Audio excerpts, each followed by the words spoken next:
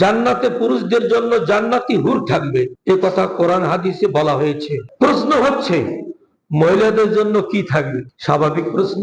এর জবাব জান্নাতবাসীদের নিয়ামত বর্ণনা করতে গিয়ে মহান আল্লাহ রাব্বুল আলামিন নিজেই বলেছেন, ওয়ালাকুম ফিহা মা তাশতাহি আনফুসুকুম ওয়ালাকুম ফিহা মা তাদাদ্দাউন।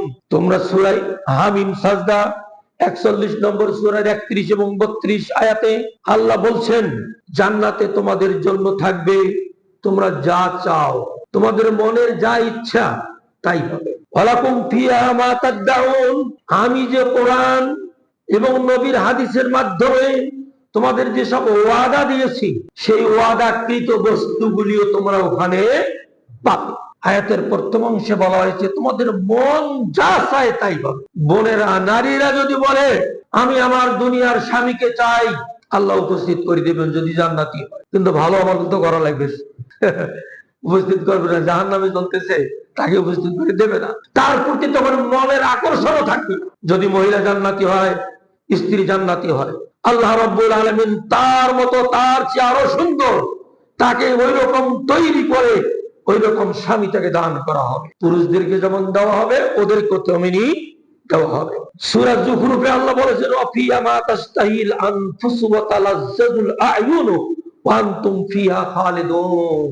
তোমরা তোমাদের মন সেখানে যা চায় তাই পাবে। আল্লাহ বলছেন, কোরআনে বলছেন, ওয়া তালাজ্জুল আ'য়ুনু, তোমাদের চোখ শীতলকারী বস্তু যেটা সেটাই তুমি পাবে। স্বামীকে দেখে চোখ শীতল করতে চায় নারী, আল্লাহ রাব্বুল আলামিন উপস্থিত করে দেবেন। ওয়া আনতুম ফিহা খালিদুন। দুনিয়ায় তো ক্ষণস্থায়ী 40, 50, 60 বছর জীবন যাপন করার পর দুইজন আলাদা কবরে শুয়ে থাকবে, আর ওখানে চিরস্থায়ী থাকবে। আল্লাহ বলছেন তোমরা ওখানে চিরস্থায়ী থাকবে। তাহলে এই আয়াত থেকে প্রমাণিত হচ্ছে আল্লাহ রাব্বুল আলামিন মহিলাদেরকেও দেবেন। আরশ বাই ফেরেশতাগণ ওই জান্নাতবাসী নারী পুরুষদের জন্য দোয়া করবে, আল্লাহর কাছে আহ্বান করবে।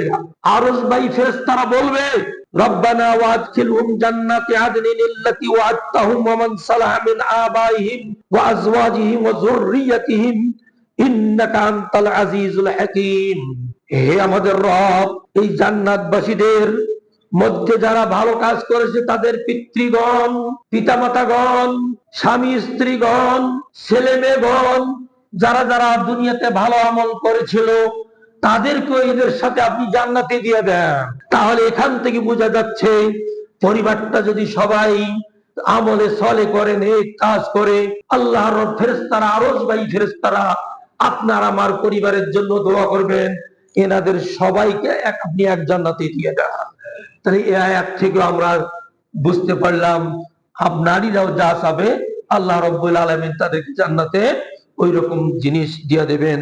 এই আয়াতটা সূরা গাফির 40 নম্বর সূরা 8 নম্বর আয়াত। এই আয়াত থেকে প্রমাণিত হচ্ছে যে তারা বিফলে যাবেন না।